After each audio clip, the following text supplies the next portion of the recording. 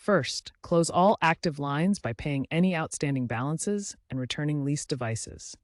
You can do this through the My T-Mobile app or by calling 611. Next, export your personal data, including billing history, contact information, and communication records. T-Mobile provides this free within 45 days to comply with CCPA and GDPR regulations. Then request full data removal from T-Mobile's active systems. Note that some data is retained for legal reasons like tax and fraud prevention for up to 7 years. Finally, complete the verification process, which may include two-factor authentication, government ID upload, or biometric verification. Remember, deletion is irreversible, so ensure there are no pending disputes or warranties before proceeding. When deleting your T-Mobile account, be aware that the data deletion process can take 30 to 60 days.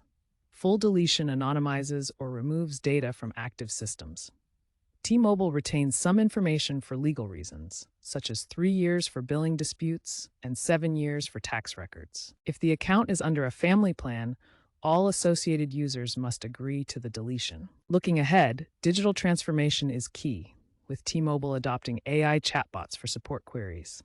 By 2030, expect blockchain-based verification for deletions to enhance security. Regulatory pressure may mandate instant deletions for certain data types.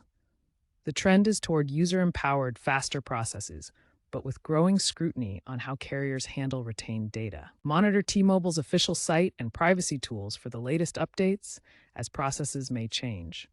Follow up with customer support to confirm deletion.